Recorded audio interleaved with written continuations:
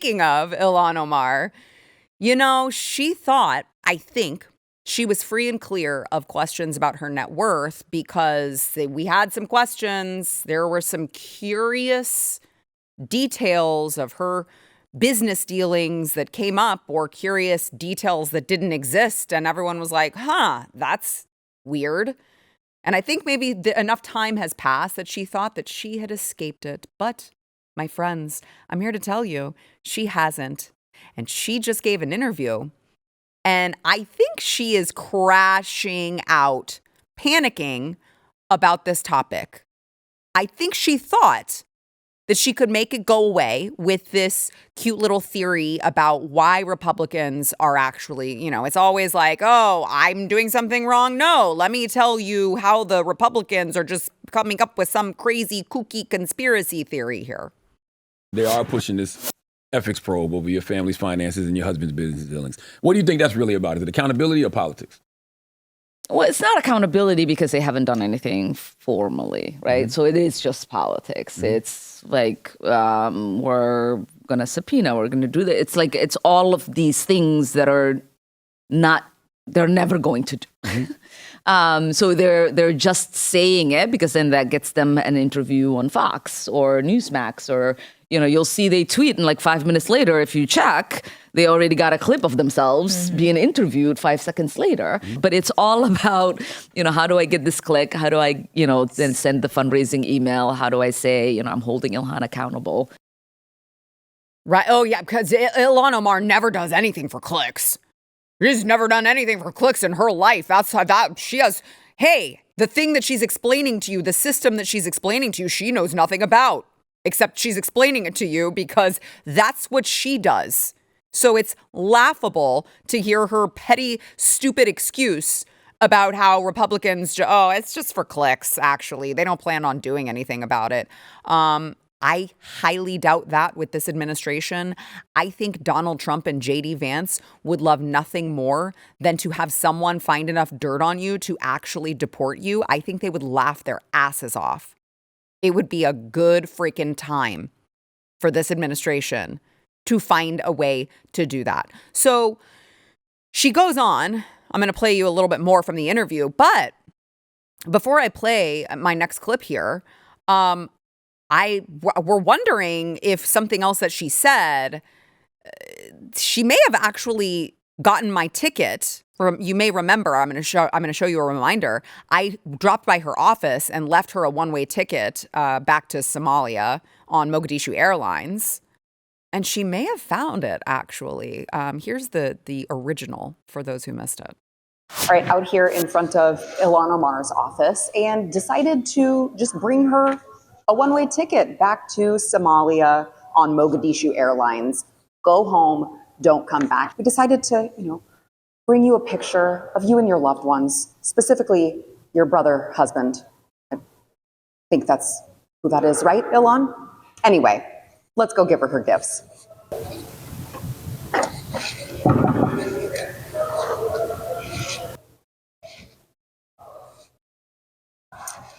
Would you look at that? Another Democrat congressperson using your tax dollars, and not even at work, but this one, let's see if I can slide it under the door, maybe. I don't want her to miss that flight. I really don't want her to miss that flight. I really don't. And I don't know, you guys tell me, but it sounds like she made a reference to that maybe in the interview. That's what a lot of it is like driven by. Since I got there, it's like you say something about Ilhan, people fundraise. They're buying me a ticket back home. It's like, it's all of this stuff. And I hope you use it, Ilhan. Okay? I'm a thoughtful person and I came bearing gifts. And I hope you do it. I hope you fly home one way. Don't forget. I hope you pack the picture of your brother husband. And don't forget, I did give you bananas and rice. Because that is apparently the only thing worth pointing out in Somali culture, according to your friend with the Band-Aid plastered on her head.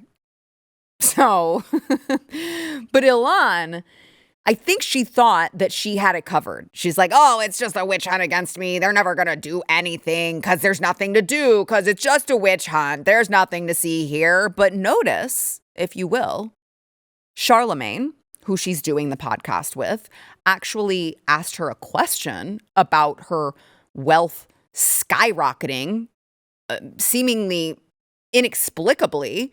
And you tell me, but it feels a whole lot like she just started panicking. But when you look at the increase in your household wealth tied to your husband's companies, you understand why that raises questions for people watching from that. Yeah, but that's again one of the it's their saying, right? Like there is no wealth increase. If you look at my husband's income, it's almost non-existent. He's helped make sure our children are going to college and our young one is taken care of.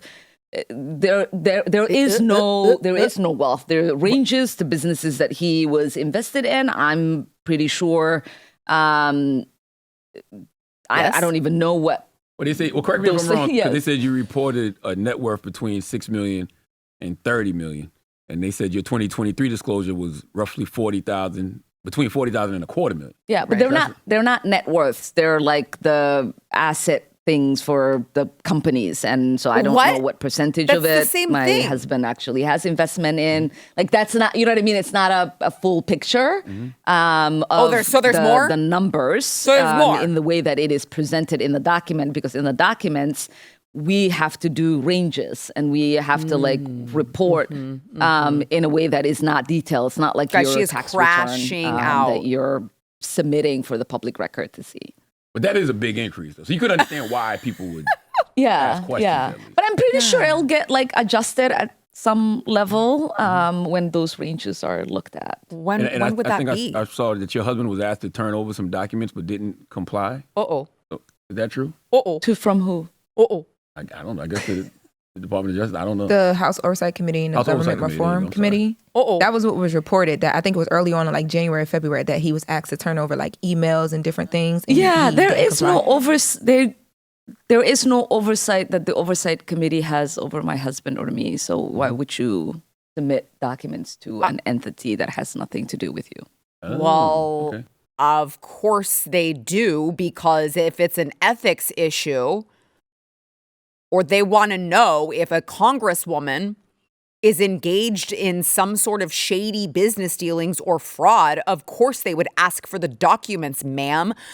I don't know if she just thinks I'm just going to waltz into these places and they're Democrats, so they're never going to ask me the question that's on everyone's mind. And then she just doesn't have an answer prepared, because that was a crash out. That was a crash out. It's just a document that says that our net worth has skyrocketed. Yes, that's true. But we're just barely scraping by. You notice the first part of that. She's like, he just does enough to get the kids to school and, just help me out. Ma'am, you guys are worth millions of dollars. I think you're more than just scraping by. I don't think you get to paint a picture that you're just barely making it. You're just bootstrapping it here in this country on your $175,000 salary, and that's it. That's not what's happening, actually. And now her husband is not complying because what? You don't think the United States government has any oversight over you? This isn't the land of the pirates in Somalia. Of course the feds have some jurisdiction. Of course the House Oversight Committee can subpoena documents. You just look guilty as hell.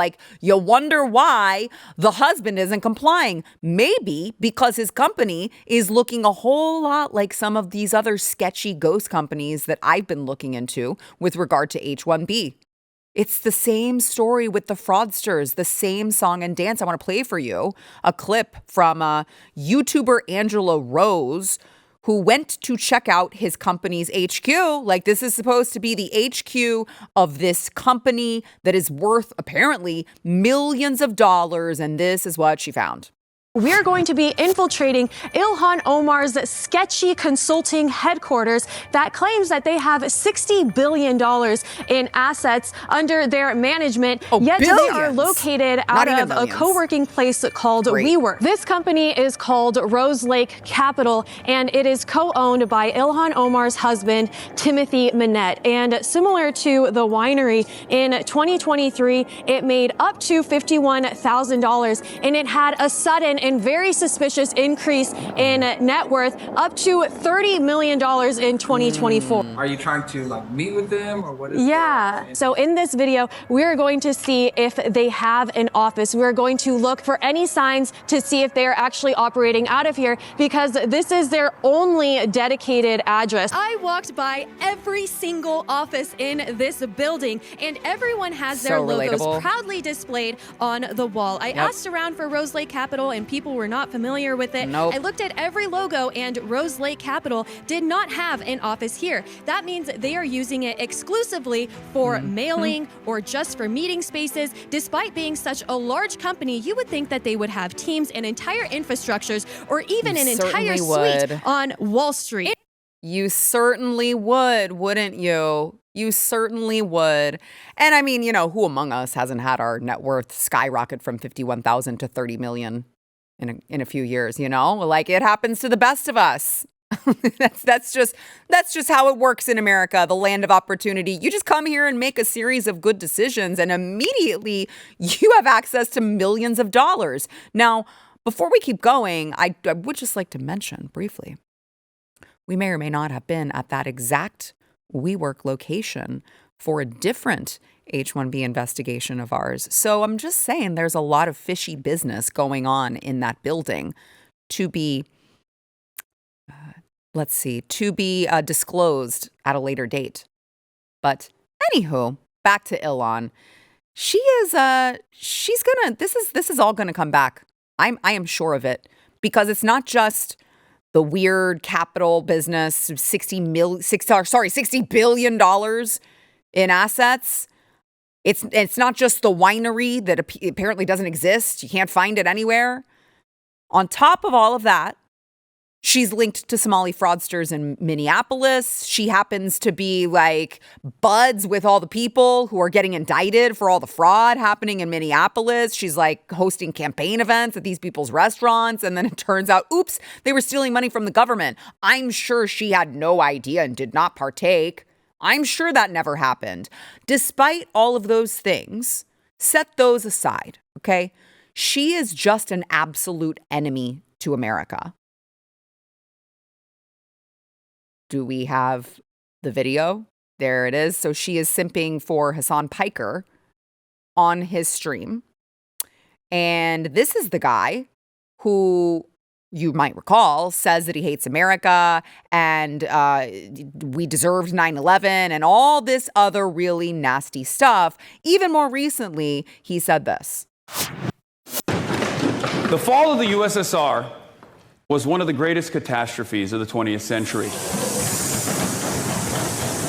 Just wait, listen, maybe you'll agree.